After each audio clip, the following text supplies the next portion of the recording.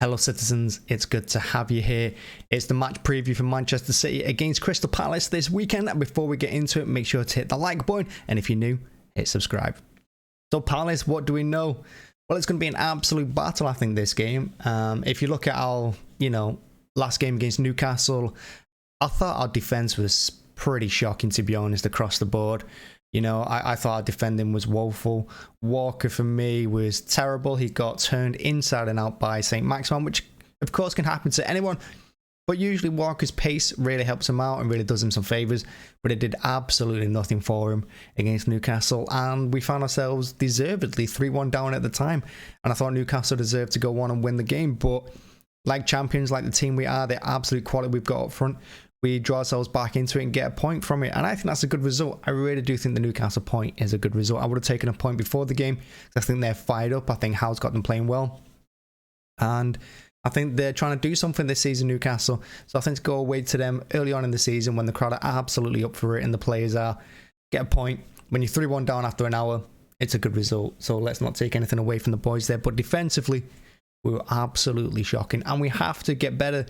Because all Newcastle did really was they sat back, they let us have the ball, and when they won it, they played it out wide as fast as they could and used the pace. Is exactly what Liverpool do against us every time we play them. It's why we get smashed by Liverpool every time we play them. Well, not get smashed, but it's why they do us more often than not. It's because the pace out wide, and Newcastle did exactly the same thing. So we haven't learned that by pushing Walker and Cancelo into midfield and pushing them in and playing narrow, we just played into it more. And Pep surprisingly didn't change it going into the second half when it was 1-1. Or was it 2-1 at that point? I don't even remember. But either way, I think it was 2-1, wasn't it, at half time? I'm not even sure.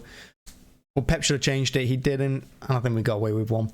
And looking at Palace, they're probably going to do the same thing. They're going to sit back. If you look at the games they've had this season, they got beat deservedly so by Arsenal first game at home. But then they got a really good point away to Liverpool.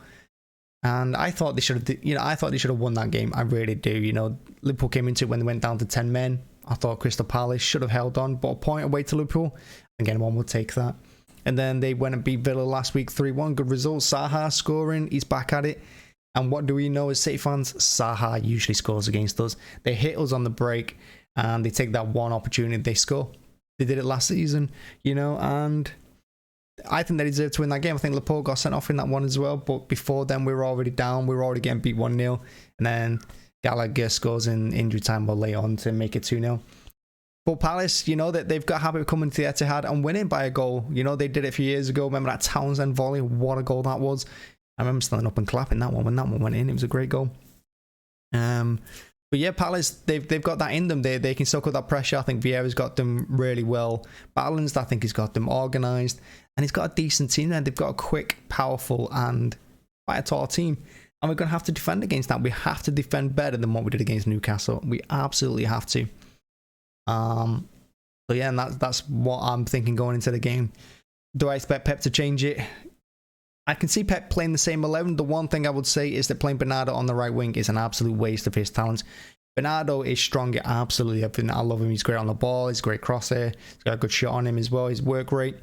But his strength is lying next to De Bruyne in that midfield.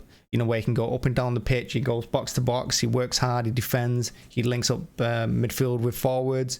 He helps Rodri when he needs it. And with Gundogan and De Bruyne against Newcastle, what was happening was they were both sitting in the middle, but they're both pushing forward so high up. Rodri had no help in midfield, and a couple of times he got overrun by 2 or 3 Newcastle players. We can't let that happen against Palace. I can see us playing that tactic at home more often than away, but I want to see that change for this Palace game because they're going to hit us on the break. They're going to hit us out wide if we do exactly the same thing. So I think Bernardo needs to come in and sit in for Gundogan, who probably needs to come out of the team, unfortunately. I think Gundogan's great. He's had a great start to the season. He's the club captain. No problem. But I want to see Bernardo play in that role he normally does. Now, and up front, for his role, you're probably looking at maybe Mahrez playing. Mahrez hasn't really started the season. So yeah, give him a chance. He played against Barcelona the other day. Thought he looked alright. Didn't look anything special. But he played. And he did okay. So, yeah, you can't take Haaland out, you can't take De Bruyne out, you can't take Rodri out. In defence, it's probably going to be Stones and Diaz starting. Left back, Cancelo. Right back, Walker. I don't really see anything changing too much there. But we've got to go at it. We've got to hold the ball up, and we've got to stop the counter-attacks. If we stop the counter-attacks, we get something from this game. It'd be a shame to start the season as well as we have, win our first 2 games, draw away to Newcastle, which again is a good result, and not win this game. I think it'd be a shame. So I want to win. I don't want to draw. I want to win, and to keep the momentum going into next month. And that's Palace. That's what I think that game we need to do. I think that changes we need to make. And hopefully we can pull it off. Now, in terms of City in the last week, I mean, we've seen the Barcelona friendly. Interesting time to play friendly. I mean, I don't like it. I prefer friendlies to be played before the season. I know it was a great cause, great charity, great turnout as well. And I thought it was a decent game. You know, I mean, City Plus is a different kind of thing we need to talk about because I think it's pretty poor. I think the website needs a bit of work. But in terms of the game, I thought it was good. Everyone played all right. You know, it's good spirited too. And I've seen a few people online, for some reason, having to go with Haaland for diving for that penalty in the 99th minute, whatever it was. But honestly, I mean, he was clipped. It's a harsh penalty. It really is. I think it was Christensen. I don't think he meant it, but it was a pen. I mean, he hits his foot. Haaland was going at pace with power as well, going forward. You know, he lost his balance. He went down. It's a pen, isn't it? It's just one of those things. Maybe it wouldn't be given in the Premier League, but again, it's only a friendly. Who cares? And I'm seeing people having to go about him, calling him a cheat. Remarkable in a friendly. Honestly, people need to get a grip. But no problems with Haaland. As for everyone else, Pep's again reaffirmed that he wants Bernardo to stay, but the Bernardo loves Barcelona. Will he stay? Will he not? Who knows? Well, Pep did say that if Bernardo goes, we're going to have to look into the transfer market. So I can't just let him go with like 7-8 days left of the transfer market to go. I can't see it. But who knows? Stranger things have happened, I guess. And if a big deal comes in for like 100 million, you can see the club accepting Bernardo going. And I think it'd be an absolute shame. And I think this transfer window, we can probably take it down from a 9 out of 10 to 7 out of 10 if Bernardo goes, maybe even a 6. Let me know what you think about that. And that's everything I'm going to talk about in this video. Of course, the Champions League draw is later today. I am thinking of doing a live watch along for it. So if you want to do that, come chill, come relax.